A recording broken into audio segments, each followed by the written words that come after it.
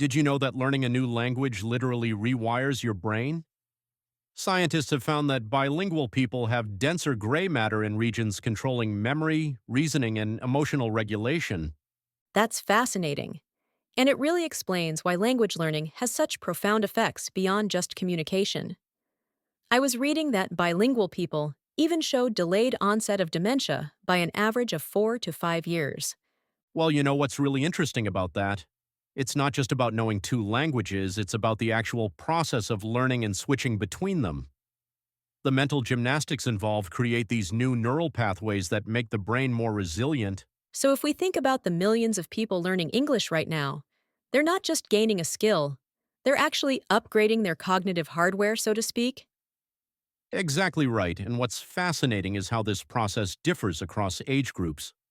Research shows that while children might pick up pronunciation more easily, adults actually have some distinct advantages in language learning.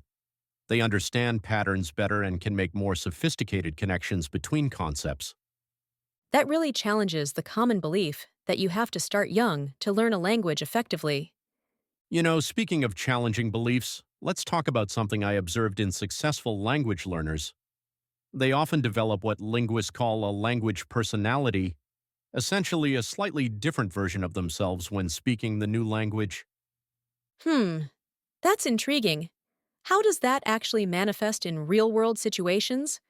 Well, studies have shown that people make different decisions and express emotions differently depending on which language they're using. For instance, they found that people are more rational when using their second language because they're less influenced by emotional associations. That's remarkable. It's like language isn't just a tool for communication, it's actually shaping how we think and feel. And here's where it gets even more interesting. This effect is particularly strong in areas like financial decision making. Research from the University of Chicago showed that people make more logical, less emotionally driven choices when dealing with money in their second language. That could have huge implications for international business and negotiations. Absolutely right. And it ties into something else researchers have discovered. The most successful language learners aren't necessarily those with the highest IQs or best memories. Instead, they're often people with high emotional intelligence and tolerance for ambiguity. That makes so much sense when you think about the courage it takes to keep trying, even when you're making mistakes. Speaking of mistakes, let's talk about how technology is transforming this landscape. AI language learning apps now can analyze patterns in millions of conversations to predict where learners are likely to make mistakes and provide targeted practice. Though interestingly, even with all this advanced technology, human interaction remains crucial for actual language acquisition. You know what's fascinating about that? The most effective learning happens when technology and human interaction are combined strategically. For instance, using AI for grammar and vocabulary practice, but real humans for developing cultural understanding and nuanced communication skills. That reminds me of a recent study showing that learners who combine app based practice with regular conversation partners progress 42% faster than those using either method alone. And that brings us to something really important about the future of language learning. We're seeing this emergence of hybrid learning environments that combine the best of both worlds, the consistency and patience of AI with the warmth and adaptability of human teachers. It sounds like we're entering a golden age of language learning. Well, yes and no.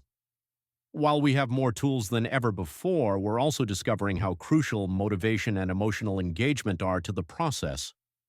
The best technology in the world can't help if learners aren't emotionally invested in their progress. That really brings us full circle to the brain changes we discussed earlier, doesn't it? Exactly. And it highlights something crucial for anyone thinking about learning a new language.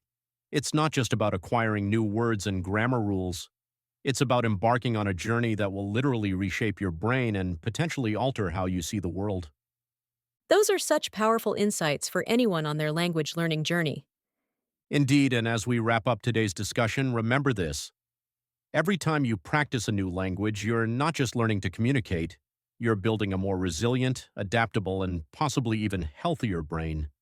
Until next time, keep learning and growing.